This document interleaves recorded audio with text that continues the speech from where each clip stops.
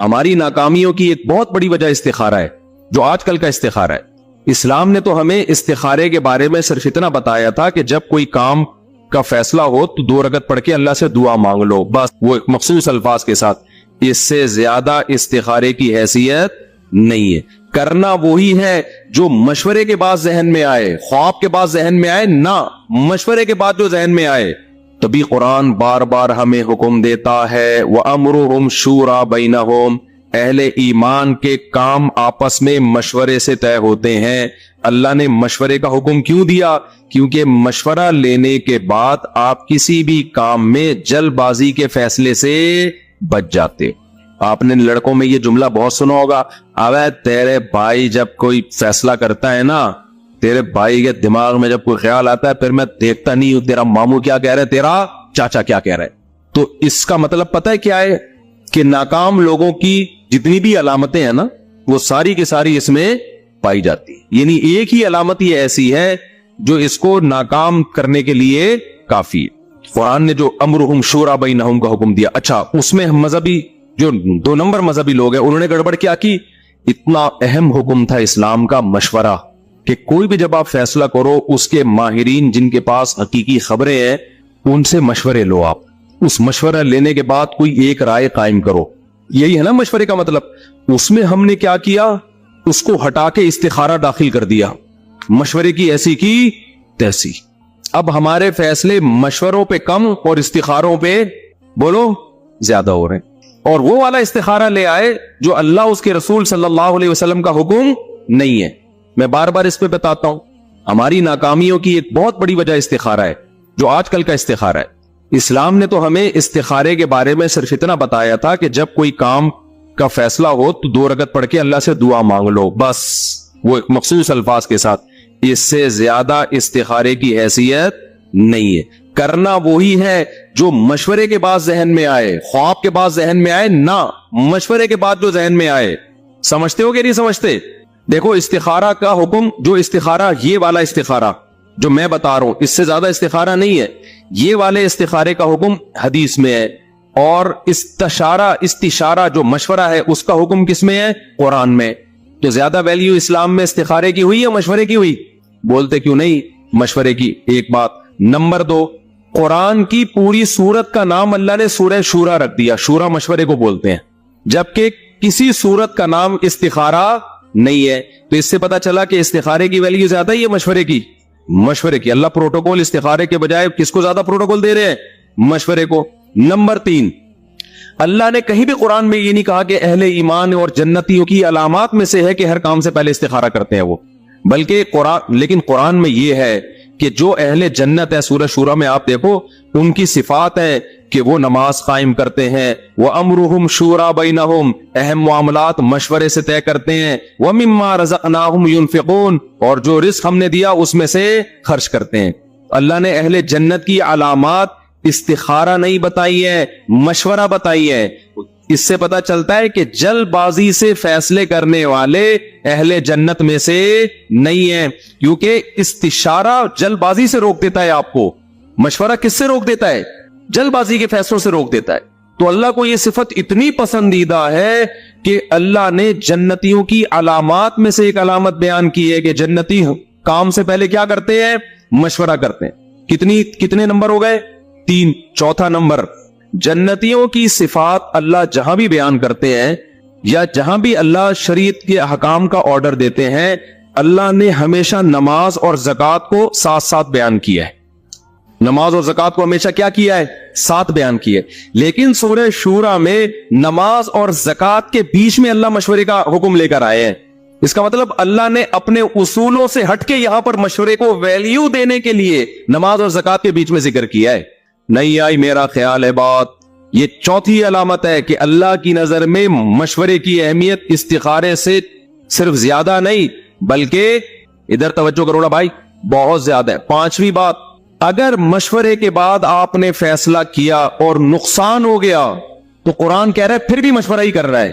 غزوہ احد میں نبی صلی اللہ علیہ وسلم نے مشورہ کیا کہ مدینہ کے اندر رہ کے لڑنا ہے یا مدینہ کے باہر۔ دیکھو اصولی طور پر اندر رہ کے لڑنا زیادہ مفید تھا کیونکہ مسلمان کمزور تھے، دشمن طاقتور تھا، تو ڈیفنس اور आग अगर बाहर आ जाते तो एक्सपोज हो जाते ना, सामने आ जाते, लेकिन मशवरा था तो राय यही बन गई चलो बाहर जाके लड़ते हैं। बाहर लड़े, नुकसान हो गया, शिकस्त हो गई, 70 साहबा शहीद हो गए। अब किसी के दिल में ये वसवसा आ सकता था भाई आइंदा मशवरे नहीं लेंगे, या नबी के दिल में भी ख्याल आ सकता था आइंदा मैं इन लोगों से मशवरे नहीं लूंगा, ये जब मशवरे देते हैं देखो इनकी वजह से ऐसा हुआ है।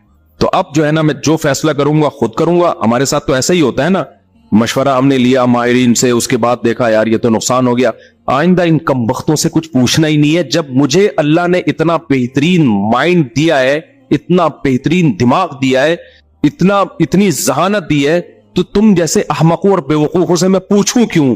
पूछा था तो देखा ना क्या हो गया। आइंदा मैं जो फैसला करूंगा अपनी इस खोपड़ी से करूंगा, ये होना चाहिए ना। अबे क्या हो गया भाई? लेकिन कुरान कह रहा है ए नबी आपने इनसे मशवरा लिया और इनके मशवरे पर अमल किया और शिकस्त हो गई, तो क्या मतलब अब इनसे मशवरा नहीं लेना? ना ना ना, शाविरहुम फिल अमर, आइंदा भी क्या करना है? इन्हीं से मशवरा लेना है। वजह उसकी यह है कि हम कामयाबी के असबाब इख्तियार करने के मुकल्लफ हैं। असबाब पे नतीजा किसके हाथ में है? अल्लाह के हाथ। ये थोड़ी कि अब नुकसान हो गया तो मशवरा ही नहीं लेना। कामयाबी का सबब है मशवरा, तो उस सबब पे नतीजा मुरतब करना किसका काम है? अल्लाह का। बीमारी का इलाज, ये इलाज सबब है ना बीमारी दूर करने का। बाज दफा इलाज के साइड इफेक्ट भी हो जाते हैं। अब ये थोड़ी कि आइंदा बीमार होंगे तो मैंने इलाज ही नहीं करना, क्योंकि फला आदमी को गलत टीका लग गया था, देखो मर गया वो, तो मैंने टीका ही नहीं लगाना कभी। तो ये कोई अक्लमंदी की बात होगी है भाई? तो ये 5वीं फजीलत है मशवरे की, कि हमें इस्लामी तारीख में इसकी मिसाल मिलती है कि मशवरा लेकर अमल किया गया, नुकसान हुआ, फिर भी अल्लाह कह रहा है क्या करना है? मशवरा। इतनी अहमियत इस्तिखारे की है इस्लाम में। इस्तिखारे की भी बड़ी वैल्यू है। हदीस में आता है जो इस्तिखारा करता है नामुराद नहीं होता, लेकिन उस हदीस का मतलब यह है कि बशर्ते के मशवरे के बाद इस्तिखारा हो। समझते हो कि नहीं समझते? और इस्तिखारा सुन्नत के मुताबिक, जिसमें निकलता विकलता कुछ भी नहीं है, क्योंकि अगर निकालना ही होता अल्लाह ने फिर मशवरों का हुक्म क्यों देता?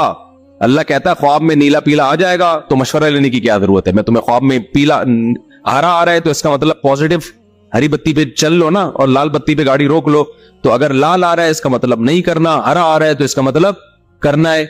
तो अगर अल्लाह ही ने बताना होता इस्तिखारों में, तो फिर इतनी अहमियत से अल्लाह इस्तिशारे का और मशवरे का हुक्म क्यों देता?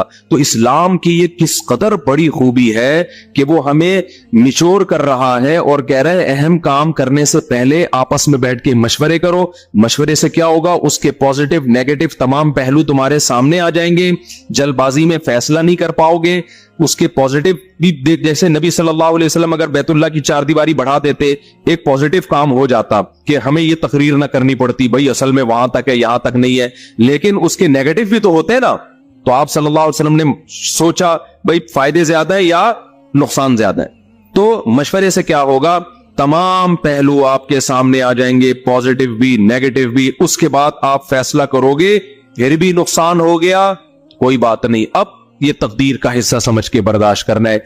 हम जो कुछ कर रहे हैं, यानी ये इस्लाम की कितनी बड़ी खूबी है ना, हमें नुकसान से बचाने के लिए कैसा बेहतरीन पैकेज दिया। लेकिन आपको पता है इस्तिखारे कौन करता है? लिबरल सेकुलर लोग करते हैं या मजहबी लोग करते हैं?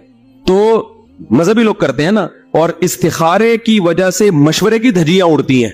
तो पता ये चला कि जो मजहबी लोग लोगों को मोटिवेट करते कि गौर व फिक्र के बाद फैसला किया करो, वो ही मजहबी लोग जल्दबाजी के फैसले करवा रहे इस्तिखारे के जरिए। समझ में आ रही है बात कि नहीं आ रही? तो हमारे यहां मजहब का सही इस्तेमाल कम हो रहा है, गलत इस्तेमाल ज्यादा। 2 मिसालें आ गई ना सामने। एक तो वही कि जो मैंने बताई कि वो देखो मजहबी लोगों ने हज्जाज के खिलाफ बगावत की, मजहबी लोग बगावत की बातें करते हैं, मजहबी लोग इनकलाब की बातें करते हैं, ये सारे काम मजहबी लोग कर रहे हैं। सेकुलर लोगों को कुछ लेना देना नहीं है। सेकुलर लोग तो लाइफ को एंजॉय कर रहे हैं, बस 2-4 बयान दाग देंगे, औरत और मर्द की एक जैसे मसावत होनी चाहिए, बस बयान दाया और पतली गली से निकल लिए। उसमें भी वो कानून से आगे निकलने की कोशिश नहीं करते। उनको पता है पिटेंगे, एजेंसियां उठा के मारेंगी, वो लिमिट को क्रॉस नहीं करते। समझते हो ना? وہ یونیورسٹیوں میں جائیں گے, ملک سے محبت کی باتیں کریں گے, پاکستان ہمارا, تاکہ ایجنسی ہاتھ نہ ڈالیں اور اندر اندر زہر پھیلا. دیکھیں ہم چاہتے ہیں پاکستان ترقی کرے, تو اس ترقی کے لیے ضروری ہے کہ لڑکے لڑکیاں ساتھ بیٹھیں, بغیر کپڑوں کے بیٹھیں. دیکھیں کپڑوں میں گرمی لگتی ہے, جب وداؤٹ کلوتھس اور وداؤٹ لباس ہم جب بیٹھیں گے, اور یہ میاں بیوی کے رشتے یہ 50 سال میں جا کے شادی کیا کریں, کیونکہ ہم نے ملک کو ایک ترقی کی راہ پہ گامزن کرنا ہے. اس میں یہ چھچوری حرکتیں کہ جلدی جلدی شادیاں, اس سے پڑے گا تمہارا باپ. اصل میں تو یہ کہنا چاہ رہے ہوتے ہیں, لیکن وہ بہت, یہ تو میں تو یہ کہہ دیتا ہوں, وہ تو بڑے آرام سے کہتے ہیں کہ پڑھے گا کون پھر. یہ جو میں نے کہہ دیا نا پڑھے گا تمہارا باپ, یہ تو میں کہہ رہا ہوں نا, سیکولر لوگوں کا یہ اسٹائل نہیں ہوتا. کہتے ہیں ایکچولی اس سے کیا ہوگا کہ ایک صالح معاشرہ وجود میں نہیں آئے گا. اصل میں وہ چاہ کیا رہے ہوتے ہیں, زنا کو پھیلانا. ان کو ملک کی ترقی سے کوئی غرض نہیں ہے, اتنے نیک نہیں ہے کہ مسلمانوں کے ملک کو یہ چاہے کہ ترقی کرے.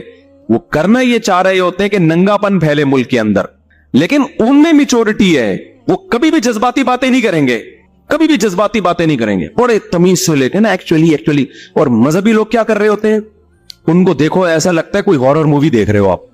ایک مذہبی اسکالر کا مجھے کسی نے کہا, میں ان کو دیکھتا ہوں ڈر جاتا ہوں. میں نے کہا ہارر مووی دیکھ لیا اگر بھائی تم. وجہ کیا ہے, جذباتیت. کیا ہے, بے موقع تبلیغ, بے موقع تبلیغ. تو میں وہ بات کی طرف دوبارہ آتا ہوں.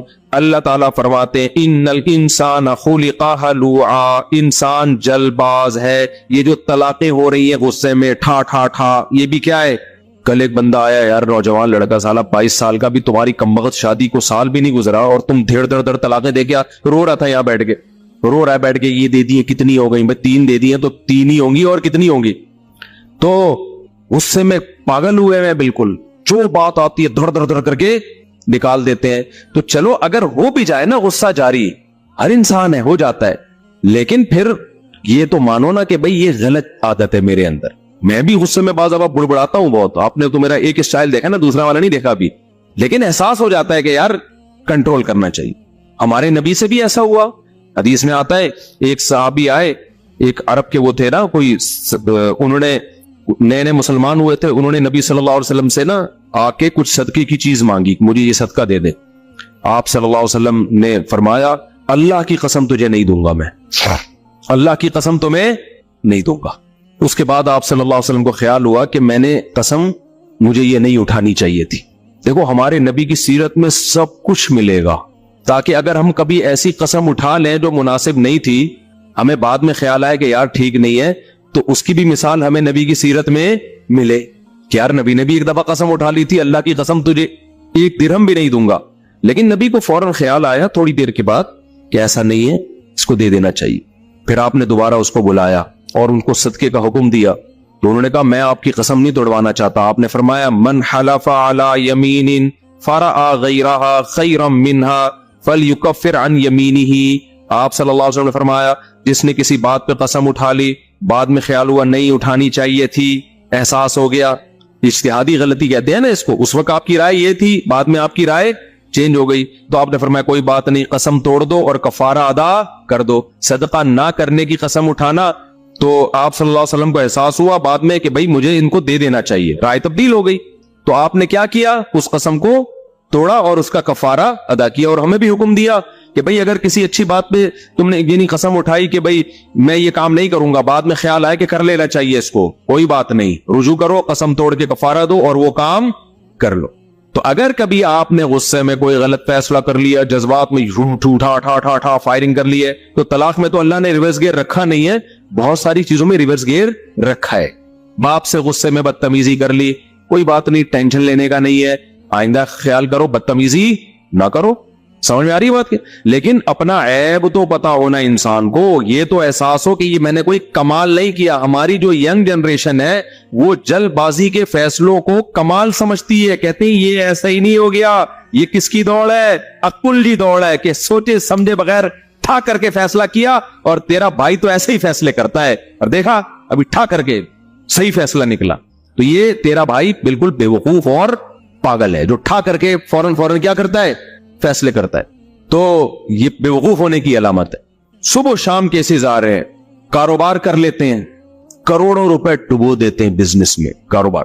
ہمارے ایک دوست کا فون آیا, میں آپ کو بتاؤں, بہت بڑے نقصان سے اللہ نے بچا لیا ان کو. انہوں نے مجھے کہا میں ایسے کردار کو وہ کروں گا نا تاکہ پتہ نہ چلے کس کی بات ہو رہی ہے, کہ فلاں صاحب مجھ سے پیسہ مانگ رہے ہیں بزنس کے لیے. ان کا ارادہ ہوا بس پیسہ پکڑائے اور دے دنا دن نوٹ چھاپنے کی مشین. اچھا, جو بندہ پیسہ مانگ رہا ہے وہ بھی ادھر ہی کا, کراچی کا, اور بہت مالدار آدمی ہے اور بہت نوٹ چھاپ رہا ہے, سمجھ رہے ہو. انہوں نے مجھے فون کیا کہ آپ کے علاقے کا کراچی کا ایک بندہ ہے, بہت پیسے والا ہے, مجھ سے پیسے مانگ رہا ہے اور کہہ رہے کاروبار میں پیسہ لگاؤ, آدھا پروفٹ تمہارا آدھا میرا. حالانکہ میں تو کاروباری آدمی نہیں ہوں, لیکن انہوں نے مجھے فون کیا کہ میں پیسہ دینا چاہ رہا ہوں, میرا بھی دل, کیونکہ کم بختوں کے پاس روزگار تو ہے نہیں. کراچی میں ہم جیسے کم بختوں کے پاس, میجورٹی کے پاس کیا روزگار ہے. تو جو بھی سنہری باغ دکھاتا ہے نا, بس یہ میرا مکان بیچ کے بھی تو لے لے, ٹھیک ہے نا. اتنا نیک آدمی ہے. اور بھائی تجھے پہلی بات یہ کہ آپ کو یہ کیسے پتا چل گیا کہ یہ نیک ہے؟ کیا خیال ہے کیسے پتا چل گیا کہ یہ نیک آدمی ہے؟ جب تک معاملات نہیں ہوں گے آپ کسی کے چہرے کو دیکھ کے فیصلہ کرو گے کہ نیک ہے. کہہ رہے نہیں وہ اتنا زبردست ماشاءاللہ ان کی داڑھی اور متشرع. ارے کیا 2 نمبر آدمی داڑھی نہیں رکھ سکتا؟ کیا ہو سکتا ہے یہی بزنس ہو, داڑھی رکھ کے لوگوں سے پیسے نکالنا؟ تو یہ 2-3 دن پرانی بات ہے, زیادہ پرانی بات نہیں ہے. وہ کہنے لگے میں نہ ان کو میں دینا چاہ رہا ہوں, بس مجھے پتہ نہیں کیا خیال آ گیا رات کو 2 بجے آپ کو, میرے دوست ہے نا, کہ میں ایک دفعہ آپ سے مشورہ لے لوں. میں نے کہا جب مشورہ لیا ہے نا تو پھر میں آپ کو صحیح مشورہ دوں گا. میں نے کہا ذرا مجھے یہ بتاؤ اس کی اپنی پراپرٹیاں کتنی ہیں, اس بندے کی اپنی پراپرٹی کتنی ہے؟ پتا چلا جی بحریہ ٹاؤن میں اور فلاں جگہ. اب ہو سکتا ہے لاہور کا واقعہ ہو, میں کراچی کا کر کے بتا رہا ہوں, یا اسلام آباد کا ہو, میں تاکہ ایسا نہ ہو اس بندے کو لوگ سنائے دیکھ تیرے بارے میں بات ہو رہی ہے. میں نے کہا آپ اس سے یہ بولو کہ اپنی یہ پراپرٹی جو تمہارے استعمال میں نہیں ہے یہ بیچو, اور مفتی صاحب نے مشورہ یہ دیا ہے کہ یہ والا پورا پیسہ لگا دو, اور مفتی صاحب نے کہا پورا پروفٹ خود رکھو. میں نے کہا مزہ آ جائے گا نا, وہ خوشی سے بے ہوش ہو جائے گا. یار مفتی صاحب نے ابھی آدھا پروفٹ کسی اور کو دینا پڑ رہا ہے, اور اپنا پلاٹ بیچ کے اپنا کاروبار میں لگاؤں گا, پورا پروفٹ میں رکھوں گا. میں نے کہا خوشی سے بے ہوش ہو جائے گا وہ, مجھے پتا تھا نہیں ہوگا. تو اس نے ایسا ہی کیا, اس نے کہا یار وہ میرا نام نہیں لیا, اس نے کہا ایکچولی وہ مفتی کسی سے میں نے مشورہ کیا تو آپ کا سنا یہاں 2-3 جگہوں پہ بڑی بڑی پراپرٹی ہے. انہوں نے کہا ہے تو ایسا کرے آپ وہ پراپرٹی بیچیں, اپنے کاروبار میں لگائیں, اور جو پروفٹ ہوگا نا پورا آپ رکھیں. مشورے کا بھی مجھے نہیں چاہیے. میں نے کہا اس کا جواب دیکھو کیا دیتا ہے وہ, اس کا جواب دیکھو. تو انہوں نے مجھے بتایا کہ اس کا جواب ہی آیا ہے کہ نہیں ایکچولی وہ تو میں نے اپنے مستقبل کے لیے, فیوچر کے لیے رکھا ہوا ہے, وہ تو ایسا نہیں ہے کہ میں اس کو بیچوں اور ایکچولی ایسا. میں نے کہا یہ الو بنا رہا ہے, دنیا میں اس سے بڑا بے وقوف کوئی نہیں ہے جس کو پتا ہے کہ میرے کے لیے پیسے ڈبل ہو جائیں گے پھر بھی کسی اور کے لگا رہا ہو, اپنے نہ لگا رہا. وہ تمہارے لگا اس لیے رہا ہے, اس کو پتا ہے ڈوب بھی سکتے ہیں اور ڈبل بھی ہو سکتے ہیں, بلکہ غالب یہی ہے کہ ڈوبنے کا پورا چانس ہے, 1% چانس ہے کہ پیسے مل جائے. تو دیکھو کتنے ایک آدمی کو کتنے بڑے نقصان سے بچ گیا نا. یہ کیا تھا, تھوڑا سا مشورہ کر لیا. اور میرا آپ سب لوگوں کو یہ مشورہ ہے, بغیر کسی کال کے مشورہ دے رہا ہوں کہ اگر آپ نے اپنے پیسے کسی کو کاروبار میں دے دیے, اسی وقت انا للہ و انا الیہ راجعون پڑھ کے اس سے مطالبہ بھی مت کرو, بھول جاؤ, گئے خام خواہ میں ٹینشن ہوگی بلڈ پریشر کے, جب بن گئے تو صدقے کی نیت کرو, بولو چور لے گیا, ڈاکو لے گیا. دنیا میں اس سے بڑا بے وقوف کوئی نہیں جو دوسرے کو پیسے دے, اور یہ امید, پاکستان کی بات کر رہا ہوں, اور یہ امید لگا کے بیٹھے کہ مجھے اب اس سے کیا ملے گا.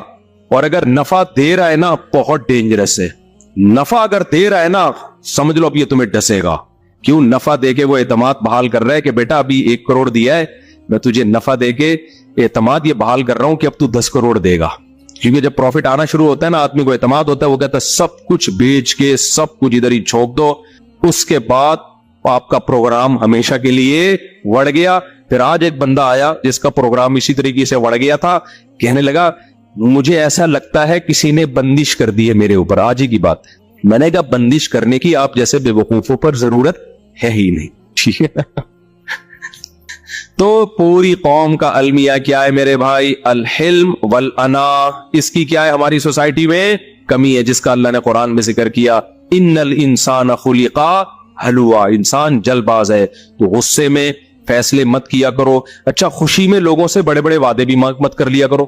میں بھی بھگتا ہوا ہوں, بہت وقت کسی سے نا مجھے ترس آیا کسی کے اوپر, یار اتنے پیسے میری طرف سے, بعد میں وہ تو بھی ٹھیک ہو گیا, اب ہمیں طرز بھی آنا ختم ہو گیا, اس کے حالات بھی اچھے ہو گئے. بھگت آدمی کہتا ہے, اب وہ کہہ رہے دو, تم نے بولا تھا. تو بھائی ایک دم 2-3 آنسو دیکھ کے ایک دم ڈھیلے بولو نہ ہوا. جب کوئی رو رہا ہوتا ہے نا, غم میں ہوتا ہے آدمی, ایک دم جذباتی ہو جاتا ہے اور بڑے بڑے وعدے کر لیتا ہے. کسی نے بڑی زبردست بات کی ہے کہ جب تم غصے میں ہو تو کبھی کسی کو دھمکی نہ دو, اور جب خوشی میں ہو تو کسی سے وعدے مت کرو. نہ خوشی میں انسان نارمل کنڈیشن میں ہوتا ہے اور نہ نفرت اور بغض میں نارمل کنڈیشن میں ہوتا ہے, غصے میں بھی نارمل کنڈیشن میں نہیں ہوتا. نارمل جب ہوگے تو اس وقت دیکھو کہ کس کو کیا دینا ہے, کس سے کیا میں نے وعدہ کرنا ہے. رشتے کے لیے استخارہ ضروری ہے. اگر کسی بچے یا بچی کا رشتہ کرنا چاہ رہے ہوں تو اس سے پہلے استخارہ کرنا چاہیے یا نہیں؟ اور استخارہ کون کرے گا؟ کیا استخارہ خود کریں گے یا کسی اور سے کروا سکتے ہیں؟ ام عبداللہ کراچی سے. دیکھیں, پہلی بات تو یہ کہ بچے یا بچی کا رشتہ کر رہے ہو تو کیا استخارہ کرنا ضروری ہے؟ ضروری تو نہیں ہے, لیکن کرنا چاہیے ضرور استخارہ. نبی صلی اللہ علیہ وسلم نے فرمایا ما خاب من استخارہ, جو استخارہ کرتا ہے رسوا نہیں ہوتا. لیکن استخارے کا مطلب کیا ہے خوب سمجھ لیں, بار بار یہ بتاتا ہوں پھر بھی لوگوں کی سمجھ میں نہیں آ رہا. استخارے کا مطلب یہ ہے کہ آپ کو جب کوئی رشتہ سمجھ میں آ گیا تو حدیث میں آتا ہے کہ جب سمجھ میں آ جائے تو ہاں کرو, خامخواہ میں نہ کرو, بلا وجہ کے نخرے نہ کیا کرو. اذا خطب الیکم من ترضون دینہ وخلقہ فزوجوہ, کوئی ایسا نکاح کا پیغام بھیجے جس کے دین اور اخلاق سے تم مطمئن ہو تو نکاح کر دیا کرو. نہیں کرو گے تو فتنہ ہوگا. یہ نہیں ہے کہ استخارہ نکال کے دیکھو پازیٹو آ رہا ہے تو ہاں کرو, نیگیٹو آ رہا ہے تو نہ کرو, ایسا کچھ بھی نہیں ہے.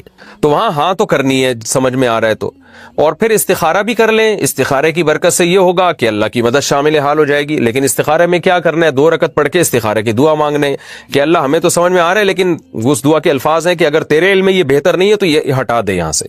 تو اگر اللہ کے علم میں بہتر نہیں ہوگا تو استخارے کی برکت سے اللہ وہاں معاملہ توڑوا دیں گے.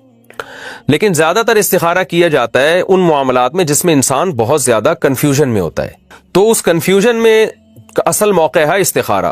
تو اس کنفیوژن میں بھی آپ مشورہ لینے کے بعد ایک رائے قائم کریں, جس طرف ایک رجحان آپ کو خود ہی پیدا کرنا پڑے گا. لیکن ساتھ ساتھ آپ استخارہ بھی کر لیں کہ اللہ تیرے علم میں یہ اگر میرے لیے بہتر ہے تو مجھے یہاں پھیر دے, بہتر نہیں ہے تو میرا دماغ یہاں سے ہٹا دے. تو اس سے یہ ہوگا انشاءاللہ کہ آپ نے گراؤنڈ ریئلٹی کو سامنے رکھ کر ایک فیصلہ کیا ہوگا. تو وہاں بھی یہی ہوگا کہ استخارہ کی برکت سے اگر آپ کا وہ فیصلہ بالفرض غلط ہے تو کوئی ایسی بات اللہ پیدا کر دے گا کہ آپ وہاں نہیں کریں گے معاملہ, اور اگر وہ کام آپ کے لیے ٹھیک ہوگا تو اللہ کچھ نہ کچھ ایسے معاملات پیدا کر دے گا آپ کی دعا قبول کر کے کہ آپ نہیں بھی چاہ رہے ہوں گے تو وہاں ہو جائے گا. کرنا بہرحال وہی ہے جو آپ کی کھوپڑی میں آ رہا ہے. اس میں اشارے وشارے نہ خواب میں ملیں گے آپ کو, نہ جاگتی حالت میں کوئی نیگیٹو پازیٹو یا کچھ یہ سب چیزوں میں نہیں پڑے آپ, یہ ان کی کوئی حیثیت نہیں ہے. اور اگر آپ کو یہ پازیٹو نیگیٹو نظر بھی آ گیا تو یہ شیطانی خیالات بھی ہو سکتے ہیں. اللہ کی طرف سے کوئی استخارے کے بعد سگنل ملنے کی کوئی گارنٹی نہیں ہے, کچھ بھی نہیں ہے. کسی اور سے بھی کروا سکتے ہیں تو استخارہ خود کریں, کسی اور سے کروائیں گے تو کیا کرے گا وہ بیچارہ, وہ آپ کو کوئی یہ تھوڑی بتائے گا کہ ہاں آیا ہے یا نہ آیا ہے. اگر وہ بتا رہا ہے کہ استخارے میں ہاں ہے تو پھینک رہا ہے وہ لمبی لمبی, اس کی بات نہ سنیں آپ, ٹھیک ہے نا. تو خود ہی کریں زیادہ بہتر ہے. کوئی اور کر لے تو کوئی اور آپ کے لیے یوں دعا کرے گا اللہ اس کے دماغ کو ایک طرف لے جا, جہاں یہ بہتر ہو وہاں مقدر کر دے. وہ بھی تو یہی کرے گا نا, تو آپ کر لیں یہ کام. لیکن لوگ یہ دوسرے سے کرواتے ہیں, وہ سمجھتے ہیں کہ وہ زیادہ اچھا نکال کے دے سکتا ہے کچھ اشارہ, تو استخارے میں کچھ بھی نہیں نکلتا, یہ خوب سمجھ لیں. استخارے کا طریقہ کیا ہے, استخارہ کیسے کرنا چاہیے, اس کا صحیح طریقہ بھی بتا دیں. یہ وہی ہے جو میں نے بھی بتایا ہے. یہ سوال اسی سوال کے ساتھ جوڑ لیں آپ, اسی جواب کے ساتھ. 2 رکعت پڑھنی ہے, وہ حدیث میں جو دعا آئی ہے بہشتی زیور میں وہ دعا لکھی ہوئی ہے حدیث کے حوالے کے ساتھ. تسہیل بہشتی زیور جامع رشید والے چھاپتے ہیں, وہ کتاب ضرور گھر میں رکھیں. نہیں تو آج کل نیٹ پہ سرچ کر لیں, اس پہ بھی آ جاتی. اللہم انی استخیرک بعلمک واستقدرک بقدرتک واسألک من فضلک العظیم فانک تعلم ولا اعلم وتقدر ولا اقدر انت علام الغیوب. اللہم ان كنت تعلم ان هذا الامر خیر لی فی دینی ومعاشی وعاقبت امری فاقدره لی ویسره لی ثم بارک لی فیہ. وَإِن كُنْتَ تَعْلَمْ أَنَّ هَذَا الْأَمْرَ شَرٌّ لِّي فِي دِينِي وَمَعَاشِي وَعَاقِبَةِ أَمْرِي فاصرف عني واصرفني عنه ثم اقدر لي الخير حيث كان ثم أرضني به. یہ الفاظ ہیں استخارے کے, یہ یاد کر لیں, دیکھ کے بھی پڑھ سکتے ہیں. استخارہ کے خلاف عمل کرنا. استخارہ کے خلاف عمل کرنے کا کیا حکم ہے؟ اگر ایسا ہو گیا ہو تو کیا کریں؟ شیخ عبد الرحمن صاحب. جناب شیخ عبد الرحمن صاحب, استخارہ کے خلاف عمل کا کوئی مطلب ہی نہیں بنتا. اصل میں استخارے کا جو کانسیپٹ ہے نا شریعت میں, قرآن و سنت میں, وہ کانسیپٹ نہیں ہے جو لوگوں میں مشہور ہے. لوگ یہ سمجھتے ہیں کہ ہم جب 2 رکعت پڑھیں گے، استخارہ کی دعا مانگیں گے، اس کے بعد ہم سوئیں گے تو ہمیں خواب میں ہدایت ملے گی، تو ہم جب صبح اٹھ کے اس ہدایت کے خلاف گئے تو استخارے کے گویا خلاف چلے گئے۔ تو ایسا نہیں ہوتا۔ قرآن و سنت میں، حدیث میں جو استخارہ ہے، وہ استخارہ صرف اتنا ہے کہ 2 رکعت پڑھ کے آپ استخارے کی مخصوص دعا مانگیں، اور کرنا وہی ہے جو آپ کے سمجھ میں آئے۔ تو استخارے میں آپ کو کوئی گائیڈنس نہیں ملتی، کوئی رہنمائی نہیں ملتی۔ استخارہ اللہ سے دعا مانگنے کا نام ہے لیکن یہ دعا اتنی اہم ہے کہ اس کی ورڈنگ بھی نبی نے سکھائی، اور بہت تاکید کے ساتھ بتایا کہ ان الفاظ کے ساتھ اس طریقے سے جو دعا کرے گا اللہ اس کو ناکام نہیں کرتے۔ تو اس لیے دعا مانگنے کے بعد پھر کرنا وہی ہے جو اپنی سمجھ میں آ رہا ہے۔ تو بس جو بھی کریں گے انشاءاللہ اس میں اللہ تعالیٰ خیر و برکت دے گا، لیکن کرنا وہ ہے جو سمجھ میں آ رہا ہے۔ مشورہ بھی لیں لوگوں سے، اس کے بعد ایک رائے قائم کریں، تو وہ رائے پر عمل کریں آپ۔ تو اس میں استخارہ کی مخالفت بھی نہیں ہو رہی، حمایت بھی نہیں ہو رہی، کیونکہ استخارہ کوئی بتا تھوڑی رہا ہے آپ کو کہ یہ کرنا ہے کہ نہیں کرنا۔ لوگ یہ سمجھتے ہیں کہ استخارہ اللہ سے مشورہ ہے، یہ بالکل غلط ہے۔ تو اللہ سے مشورہ نہیں ہے کہ اس کے خلاف نہیں جا سکتے آپ۔ تو جو سمجھ میں آ رہا ہے وہ کریں۔ ہاں سمجھ میں کچھ آ رہا ہے، کر اس کے خلاف رہے ہیں تو یہ تو ویسی بے وقوف ہونے کی علامت ہے کہ ایک آدمی کو سمجھ میں یہ آ رہا ہے کہ میں یہ کروں لیکن کر کچھ اور رہا ہے، تو یہ تو استخارہ نہ بھی ہو تو آپ کو نقصان ہوگا، کیونکہ جو چیز سمجھ میں آ رہی ہے، مشورہ کرنے کے بعد، لوگوں سے رائے لینے کے بعد ایک بات آپ کی سمجھ میں آ رہی ہے کہ مجھے یہ کام کر لینا چاہیے لیکن پھر بھی نہیں کر رہے، تو استخارہ کیا ہوا ہو یا نہیں کیا ہوا، دونوں صورتوں میں غلط ہو جائے گا نا۔ یہ انسان عقل مند وہی ہوتا ہے جو اس کی جو سمجھ میں آ رہا ہوتا ہے وہ وہی کر رہا ہوتا ہے۔ 4 رکعت سنت میں 2 رکعت پر سلام پھیر دیا۔ ایک شخص نے عصر یا عشاء سے پہلے کی 4 رکعت سنت کی نیت باندھ لی، پھر 2 رکعت مکمل کرنے کے بعد نماز کھڑی ہونے لگی تو سلام پھیر لیا، تو کیا اس کو بعد میں باقی بھی پڑھنی ہوگی یا نہیں؟ محمد عمیر لاہور سے۔ دیکھیں جو عصر یا عشاء سے پہلے کی 4 سنتیں ہیں، یہ سنتیں غیر مؤکدہ ہیں، تو ان میں 4 کی نیت کریں 2 کی نیت کریں برابر ہے۔ اگر آپ نے 4 رکعت کی نیت سے نیت باندھی تو 2 رکعت کے بعد بھی سلام پھیر سکتے ہیں، 2 رکعت کی نیت سے نیت باندھی تو 4 رکعت کے بعد بھی سلام پھیر سکتے ہیں، 2 رکعت کے بعد آپ نے اتحیات پڑھی تو درود شریف دعا پڑھ کے بھی کھڑے ہو سکتے ہیں، اور تیسری میں ثنا بھی پڑھ سکتے ہیں، اور یہ بھی کر سکتے ہیں کہ درود شریف دعا کے بغیر کھڑے ہو جائیں اور تیسری میں ثنا بھی نہ پڑھیں، ہر طرح سے جائز ہے۔ تو اس لیے اگر ظہر یا عصر سے پہلے 4 سنتوں میں جماعت بیچ میں کھڑی ہو جائے تو 2 رکعت کے بعد آپ سلام پھیر دیں تو نماز آپ کی ہو جائے گی، بقیہ 2 رکعتیں لوٹانا ضروری نہیں ہے۔ لیکن اگر ظہر سے پہلے کی آپ 4 سنتیں پڑھ رہے ہیں تو اگر جماعت کھڑی ہونے کی وجہ سے آپ نے 2 رکعت کے بعد سلام پھیر دیا تو یہ 4 رکعت آپ کو پھر دوبارہ پڑھنی پڑیں گی۔ تو وجہ اس کی ہے کہ یہ 4 رکعت ہی پوری منعقد ہوتی ہیں، اس میں آپ کو 2 رکعت کے بعد سلام پھیرنے کی اجازت نہیں ہے۔ تو یہ 4 کی نیت ہے تو 4 سنتیں پوری 4 رکعتیں ہی پڑھنی پڑیں گی آپ کو۔ اگر آپ نے 2 رکعت کے بعد سلام پھیر دیا غلطی سے تو آپ فوراً کھڑے ہوں گے، بقیہ 2 رکعتیں مکمل کریں گے اور آخر میں سجدہ سہو کریں گے۔ اسی طرح یہ جو سنت مؤکدہ ہے ظہر سے پہلے کی جو 4 ہیں، ان میں اتحیات کے بعد آپ درود شریف بھی نہیں پڑھ سکتے۔ اگر آپ نے درود شریف پڑھ لیا تو سجدہ سہو واجب ہوگا آپ کے اوپر، اور تیسری رکعت میں بھی آپ ثنا نہیں پڑھیں گے اس میں، بلکہ ڈائریکٹ بسم اللہ پڑھ کے سورہ فاتحہ شروع کر دیں گے۔